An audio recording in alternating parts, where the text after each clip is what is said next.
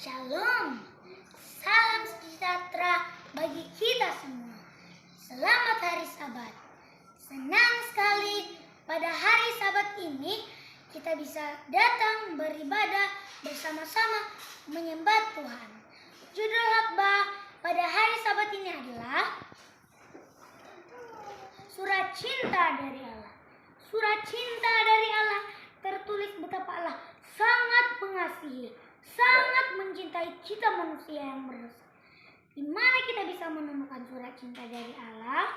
Ada yang tahu? Alkitab. Ya, benar. Alkitab adalah surat cinta dari Allah, berisi firman yang terindah. Saudara-saudaraku yang kekasih, firman Allah itu sungguh unik. Keunikan yang pertama ditulis oleh kurang lebih 40 orang penulis dengan latar belakang yang berbeda-beda. Ada Yosua, pemimpin militer, ada Daniel, perdana menteri, ada Nehemia, juru minuman, ada Lukas, seorang dokter, dan Petrus, seorang nelayan. Alkitab ditulis oleh manusia tetapi diberi petunjuk oleh Tuhan. Mengapa ditulis oleh manusia? Supaya manusia bisa mengerti bahasa sesama manusia. Alkitab terdiri dari Perjanjian Lama dan Perjanjian Baru. Perjanjian Lama terdiri dari 39 kitab dan Perjanjian Baru terdiri dari 27 kitab. Adakah yang sudah menghafalkan nama-nama kitab tersebut? Kita bisa menghafalkannya dengan mudah dengan cara menyanyikannya. Lagu Perjanjian Lama. Begini lagu. Kejadian, Keluaran, Imamat, Bilangan, Ulangan, Yosua, Hakim, Rut, 1-2 Samuel, 1-2 Raja-Raja, 1-2 Tawarik, Esra, Nehemia, Ester, Ayub, Mazmur, Amsal, Pengkhotbah, Kidung Agung, Yesaya, Yeremia, Ratapan, Yeskiel, Daniel, Hosea, Yoel, Amos, Obadya, Yunus, Mika, Nahum, Habakuk, Sefanya, Hagai, Sakaria, Maleaki. Lagu Perjanjian Baru. Begini lagunya. Matius, Markus, Lukas, Yohanes, Kisah Rasul, Roma, Korintus, Galatia, Efesus, Filipi, Kolose, kedua Tesalonika, 1 dan 2 Timotius, Titus, Filemon, Ibrani, Yakobus, Petrus, ketiga Yohanes, Yudas, dan akhirnya Wahyu. Tempat penulisan kitab pun berbeda-beda. Di padang gurun, di penjara, di istana, di pulau Trasin, Patmos, dan lain-lainnya. Alkitab ditulis dalam kurun waktu 1500 tahun. Namun tidak sedikit pun bagian dari Alkitab itu bertentangan satu dengan yang lain. Kenapa? Karena Allah sebagai sumber penulisan.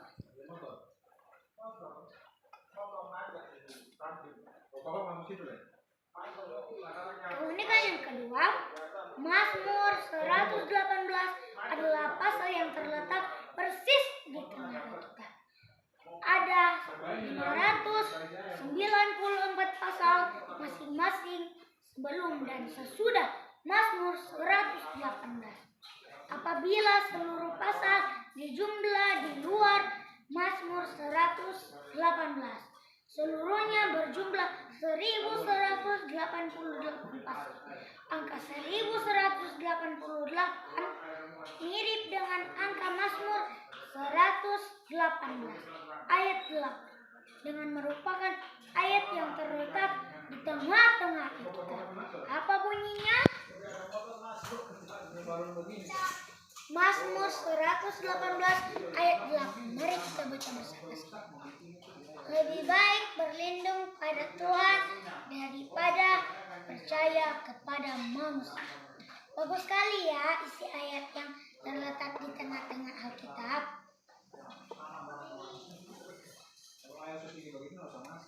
Keunikan yang ketiga, kalimat pertama dalam Alkitab adalah kata pada mulanya, dan diakhiri dengan kalimat terakhir dalam Alkitab adalah kata amin.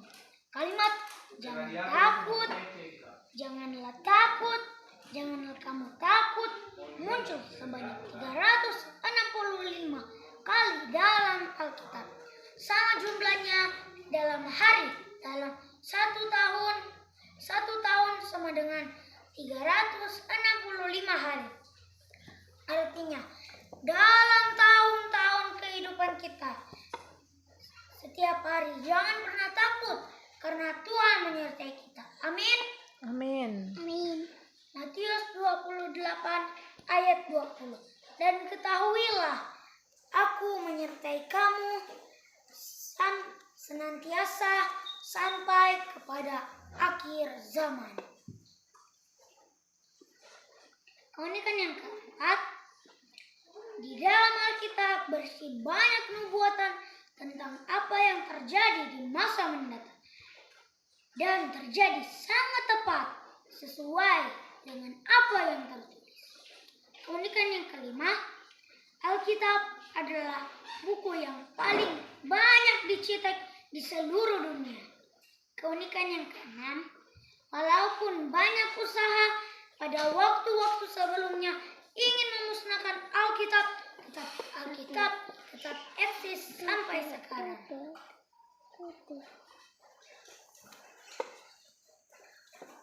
2 Timotius 3 ayat 16. Segala tulisan yang diilhamkan Allah memang bermanfaat untuk mengajar, untuk menyatakan kesalahan, untuk memperbaiki kelakuan, dan untuk mendidik orang dalam kebenaran.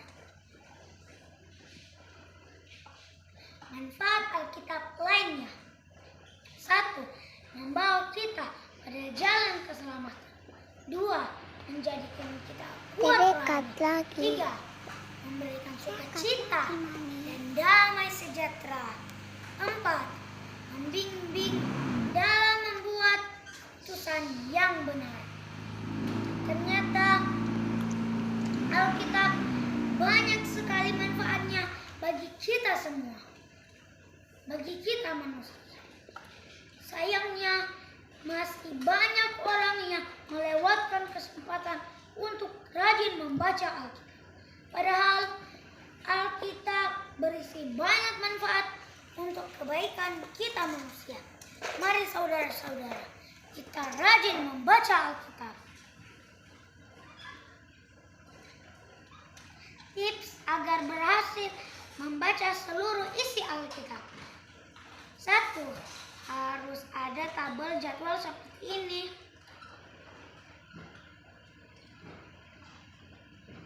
Misalnya, hari pertama baca Kejadian 1 sampai 3, hari kedua baca Kejadian 4 sampai 6, dan seterusnya. Selesai baca, beri tanda.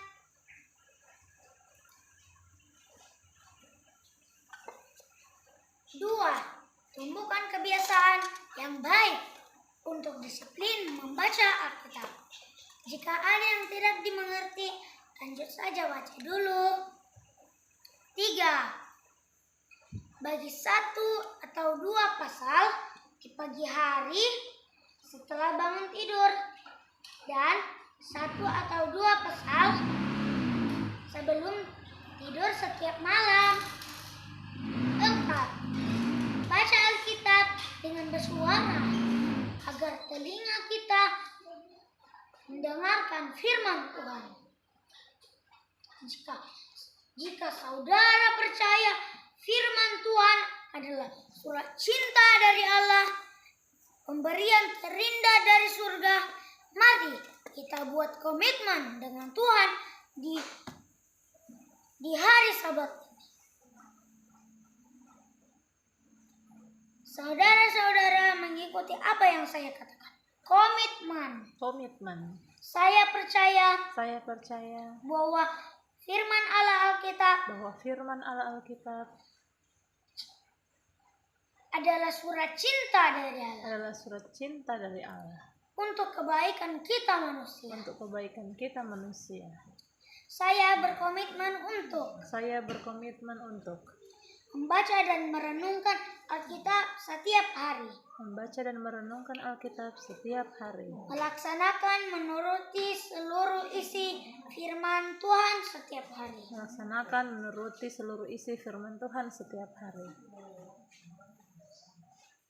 Mari kita nyanyikan bersama-sama. Berilah padaku Alkitab yang suci. Berilah padaku Alkitab yang suci, yang tunjukkan jalan kehidupan, yang terangi jalan ke negeri yang suci, tempat tinggalnya umat tebusan. Berilah padaku Alkitab yang suci, lampu yang terangi seluruh jalanku. Isinya syarat Taurat kasih janji yang pimpin aku dalam hidupku. Saya bawa dalam nama Yesus. Amin. Kak, bagian terakhir, Tuhan memberkati kita semua. Saya bawa dalam nama Yesus. Amin. Coba. Tuhan memberkati kita semua. Saya bawa dalam nama Yesus. Amin. Thank you, Aca.